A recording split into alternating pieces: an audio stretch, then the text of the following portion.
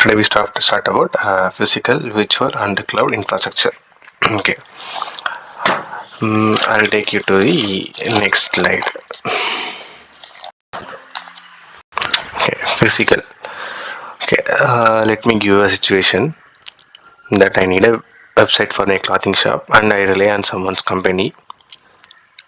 So I asked them to that I need some minor website with these features. So please provide me that. So what they will do, in a sense, their company developers are developers will will write a code and they will give the code to operation team.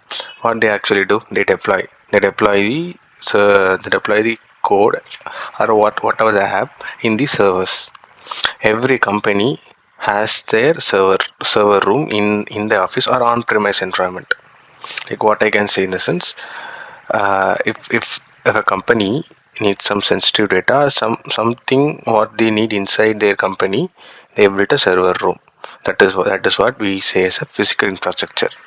There's the physical or on-premise environment refers to IT, where all their hardware, software, everything it is in their environment, which is their on-premise environment or organization's environment, which is managed by their internal IT team. Okay, let's give an example. So a bank has their own servers. So generally, bank, what we think that they are maximum, they have their what sensitive data, transaction data. So for them, they need a physical infrastructure because all the data processing, backups, and security will be controlled by the internal team. So they need a physical infrastructure. This is a good example. Why? Okay. So for physical infrastructure, what the advantages? So let's talk about advantages. So full control over hardware and software. Yeah, we know that everything they have the control and better security. Some sensitive data can be secured in their own environment, right? And customizable. Whenever they need to change, they can change it. Then let's talk about disadvantages. So to construct a server room or construct a data center, construct an on-premise environment, we need initially high cost, the major thing. And next is scalability. So scalability refers here is, so let's take, I got a I got a website from their company and it is closed, their project is over. Then what is the use of servers? Then what is use of the data centers if they don't get another project, right? So scalability is very important. If they don't need servers, but still they want to maintain it, right? For that they require maintenance, and for that they need to spend. So these are the disadvantages in, what I can say, physical infrastructure. Then let's come to server. So basically server is a powerful computer, supercomputer, where what I can say, it can be, they can store files and they can host website and they can run application as per the client request. It is like a request and response architecture, client server architecture, right? So it is based on the server. So client will send a request and the server will send a response to the client. This is what a server, and it happens in server, right? So server that, like I say, it has high performance hardware. Then 24 bar 7, it has a working atmosphere.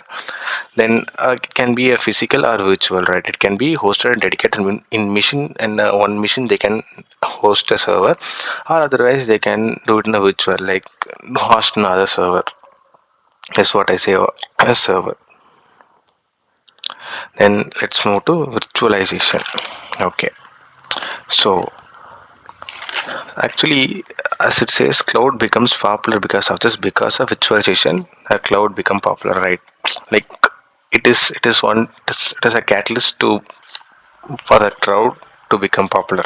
That's what I mean to say. Okay, so virtualization here is, what I can say, in computing, creating virtual resources means, let's take, so I have a system. The recording, which are recording currently is a system where I'm using. So I can use the system, uh, not only a Windows OS but also Linux OS, Ubuntu OS. This is called a virtualization, making my computer to use other OS by means of special software. I'll tell you about in next slide. So simply, instead of using one physical machine for one task, virtualization allows multiple virtual machines. That's what mean virtual machines to run a single physical machine. So in a single machine, I can run one or more virtual machines. That is what it says virtualization. So each acting like a separate computer with its own OS. And then give an example for virtual OS. So in one, let's take in my machine, I can run Windows plus database, and in my machine with other OS, I can run Linux and web server. In my machine and with other OS, I can run Windows plus file storage. According to the user's needs, it can be changed. There are advantages.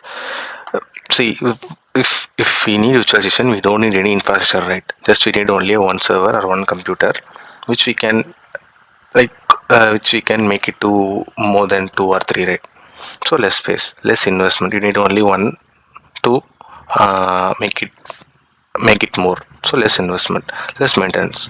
That was a hypervisor. This is what I mean to say. It is a special software which is used to create virtual machines. Like I said in before slide, for virtual machines to create more than one machine in a single machine, more than one OS.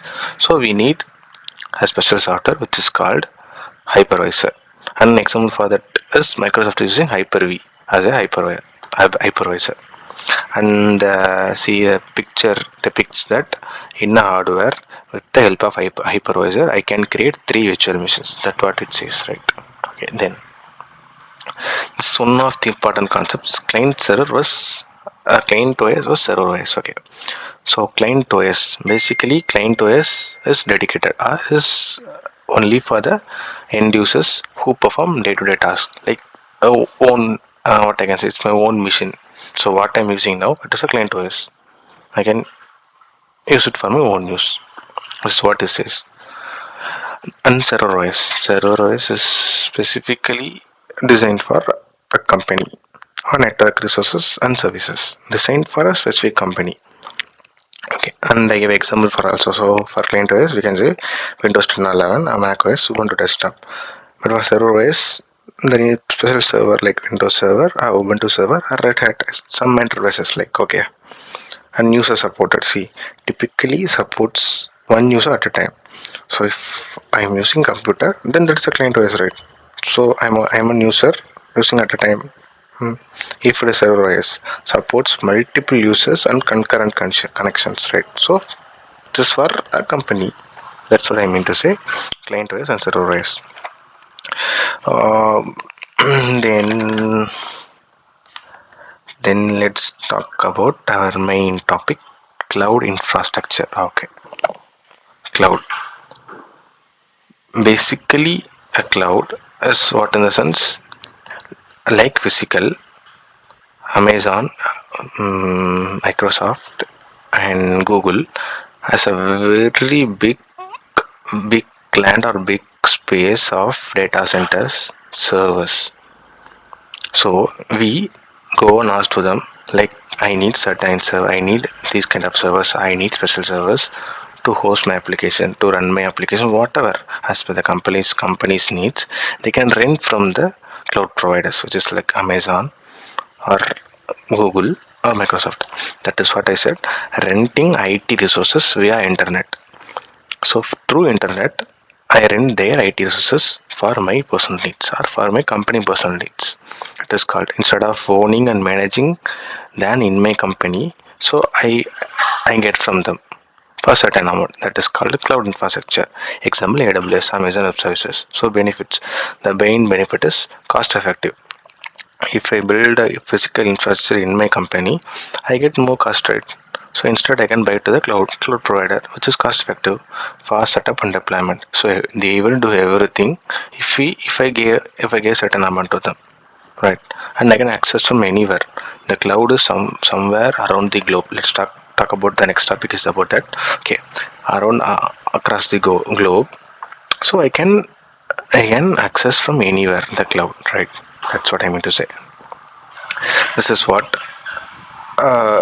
overview about what I can say physical. Next.